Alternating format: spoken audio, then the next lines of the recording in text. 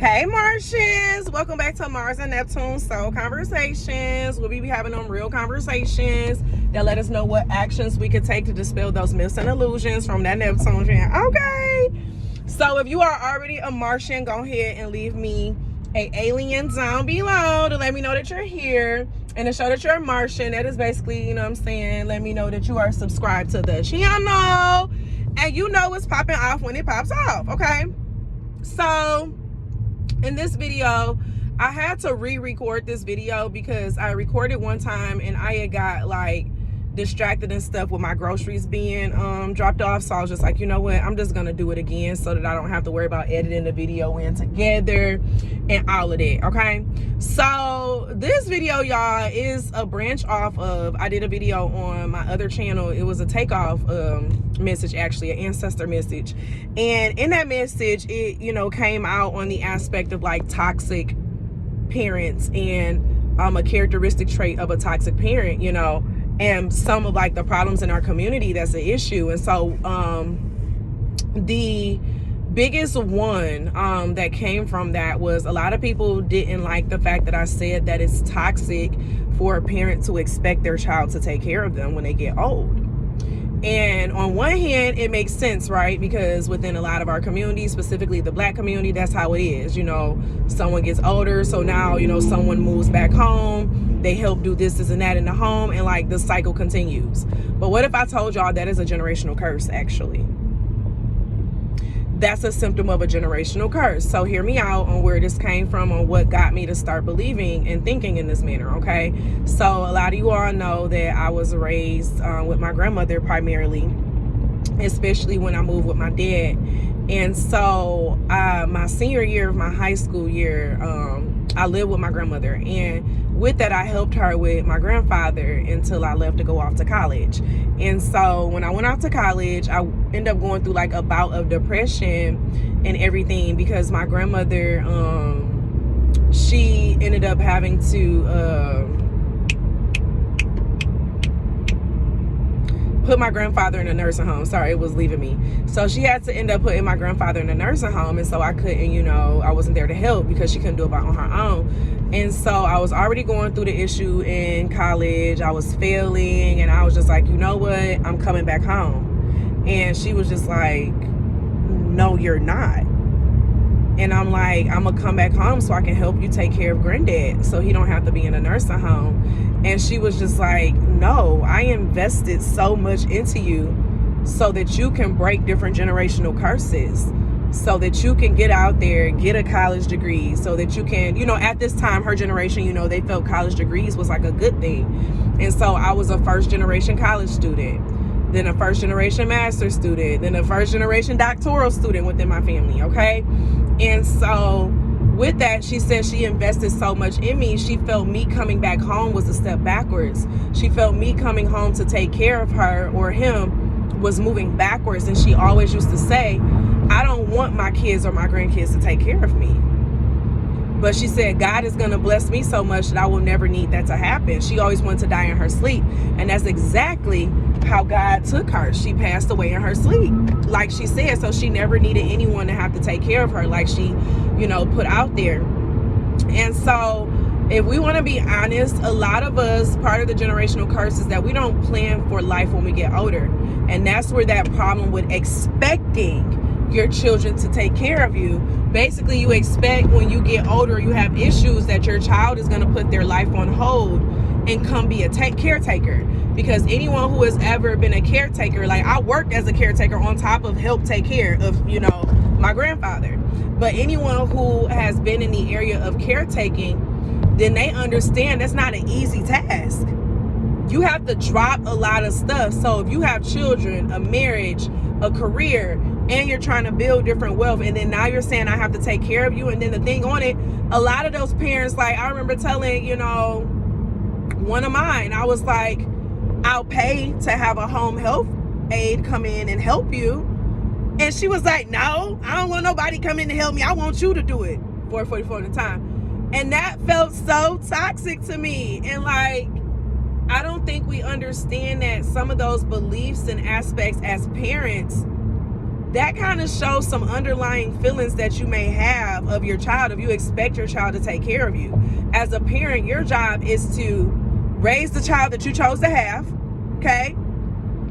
Provide your child with the tools that they need to be an upstanding citizen in this world, but then also the tools that they need so that they can then create their own lineage, so they can create their own like positive relationships, their new traditions and things of that nature, versus I took care of you, I brought you in this world so you could take care of me. No, I didn't ask to be born. And I know a lot of people are like, oh, no one asked me. I know, but you still made the decision to have this child, to have me. So don't try to emotionally manipulate me to make it feel like I'm now responsible because you quote unquote did me a favor that you chose to do. And so it makes me think about, I have this student, right? And one day, you know, bless my baby heart, she was my first baby to call me mama. And one day she was like, Ma, you know what I'm saying? What's up, baby? She was like, don't you know my mama got 8 kids?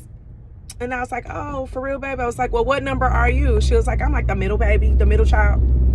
And she was sharing, you know, how many she had older than her, how many younger than her. And I automatically knew in that moment, like, that's why she's attached to me, because her home life, you know what I'm saying? Like, it's really not a lot of attention being grown. But then that's not the kicker.